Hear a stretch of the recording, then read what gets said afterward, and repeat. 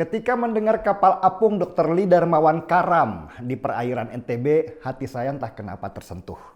Saya nggak pernah bertemu Dr. Lee. Saya juga nggak pernah ngobrol dengannya.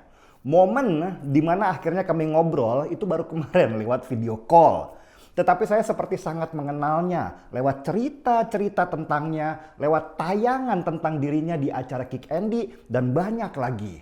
Pelan-pelan, apa yang dilakukan Dr. Lee Darmawan dan tim relawan dokternya meninggalkan jejak di benak saya, mengisi ruang di memori dan di hati saya, dan membuat saya jatuh cinta pada apa yang dia lakukan yang tidak mungkin bisa saya lakukan. Dan pada waktu mendengar kapal Rumah Sakit Apung Dr. Lee karam, saya langsung mengambil inisiatif untuk menggerakkan orang melalui donasi. Saya mencari info tentangnya, kemudian berhasil mendapat nomor asistennya, dan mulailah saya menggerakkan senjata yang saya punya, yaitu media sosial. Dr. Lee Darmawan bolehlah jago membedah orang, tapi kalau urusan media sosial, kasih ke saya aja. Berapa harga kapal apungnya? Oke, saya dapat informasi kalau harga kapal apung baru dengan peralatan medis lengkap di dalamnya seharga 15 miliar rupiah. Besar juga ya, pikir saya waktu itu. Target saya nggak muluk-muluk deh. Minimal bisa dapat 3 miliar rupiah saja sudah alhamdulillah. Mungkin itulah peran yang bisa saya lakukan untuk ikut berperan di dalam misi kemanusiaan yang sejak lama digagas dan dijalankan oleh Dr. Lee dan teman-teman dokter lainnya di Dr. Sears. Bahkan kabarnya untuk misi awal kemanusiaannya, Dr. Lee harus menjual rumahnya supaya bisa membeli kapal apung. Karena nggak bisa membeli kapal baru, akhirnya Dr. Lee membeli kapal kayu bekas. Kapal itu kemudian dirombak jadi rumah sakit apung dan berlayar ke pedalaman bersama para dokter yang juga sama gilanya dengan dia. Mereka masuk ke daerah pedalaman yang sulit sekali dilalui kalau lewat darat, harus lewat perairan. Dr. Lee pernah punya pengalaman yang membekas di dalam hidupnya, bahwa pernah ada pasien yang datang ke dia harus berjalan lewat hutan selama berhari-hari. Itulah kenapa dia punya inisiatif untuk proaktif mendatangi pasiennya daripada mereka yang datang kepadanya. Saya nggak bisa membayangkan ya betapa sulitnya hidup di dalam kapal kayu bekas berbulan-bulan untuk sebuah misi pelayanan. Saya pasti nggak sanggup dan hanya orang gila yang mau melakukannya. Dan kabar pertama dari hasil donasi datang ke saya 3 hari kemudian. Dahsyat, jauh di atas target. Sudah dapat 13 miliar rupiah.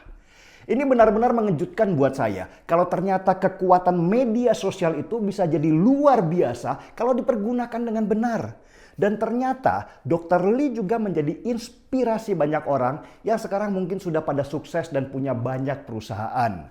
Donasi cepat sekali mengalir mulai dari yang 50.000, 100.000, 1 juta, bahkan 100 juta. Dan kabarnya ada perorangan yang nyumbang sampai 1 miliar rupiah. Dari angka 13 miliar dalam seminggu sudah ada di posisi 24 miliar rupiah. Cepat sekali datangnya donasi seperti tsunami sesuai jumlah kebaikan yang sudah dilakukan Dr. Lee Darmawan dan para dokter yang menjadi relawan. Dan akhirnya posisi terakhir yang saya terima, donasi yang sudah terkumpul per hari ini di Yayasan Dokter Peduli sudah mencapai 30 miliar rupiah. Luar biasa. Perkiraan kita untuk bisa membeli kapal buat Dr. Lee Darmawan akhirnya malah dapat 2 kapal baru rumah sakit apung lengkap dengan peralatan medis di dalamnya. Siapapun yang mengikuti proses donasinya pasti terharu. Ada ruang kosong dalam jiwa kita yang terisi oleh emosi yang tinggi karena ternyata kebaikan itu ada dan nyata. Di tengah banyaknya provokasi antar agama yang membuat sebagian dari kita menjadi saling curiga, donasi untuk Dr. Lee Darmawan ini seperti oase, penyejuk jiwa bahwa ternyata kita ini punya sifat natural yang menjadi ciri khas kita, yaitu gotong royong atas nama kemanusiaan. Donasi untuk Dr. Lee ini menembus semua sekat agama, suku, dan juga ras kita. Kita sulit sombong di hadapan Dr. Lee Darmawan yang sudah berjibaku bertahun-tahun untuk menyelamatkan banyak manusia. Dari peristiwa donasi ini, pada akhirnya kita menyampaikan sebuah pesan penting dalam kebinekaan di dalam hidup kita. Bahwa kita rindu masa-masa lalu di mana kita hidup bertetangga tanpa harus terkotak-kotak berdasarkan agamanya apa. Atau kecurigaan karena seseorang itu rasnya apa. Kita rindu berhubungan sebagai seorang manusia yang memang diciptakan berbeda-beda supaya kita saling belajar satu dan lainnya. Kita ini satu sebenarnya, satu nusa, satu bangsa dan satu bahasa. Tidak ada mayoritas dan minoritas di sisi Tuhan yang maha kuasa. Kita semua pasti kelak akan meninggalkan dunia, tinggal jejak kitalah yang akan menemani ruh kita. Kalau kita menanam kebaikan, maka kebaikan itulah yang akan jadi teman dan jadi saksi kita. Begitu juga sebaliknya. Saya harus angkat secangkir kopi kali ini untuk Dr. Lee Darmawan. Terima kasih dok untuk inspirasinya. Juga semua relawan dokter yang ikut berlayar dan di mana saja.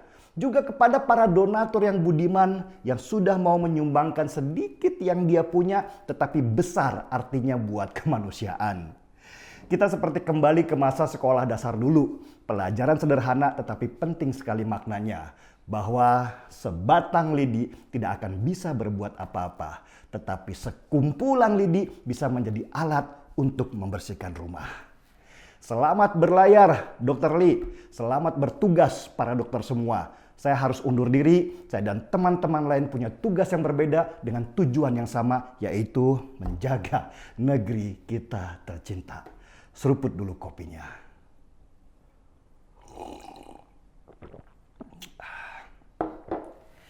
Saya Denny Siregar, kita di acara Timeline.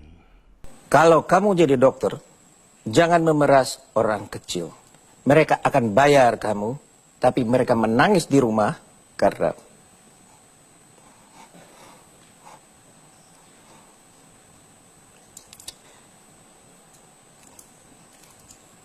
mereka tidak punya uang untuk beli beras.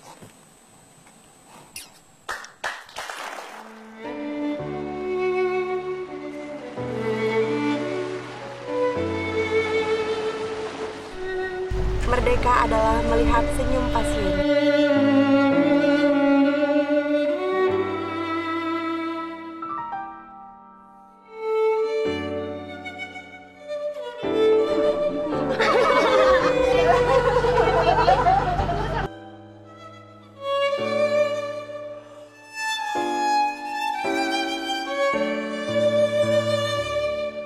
Merdeka adalah melayani.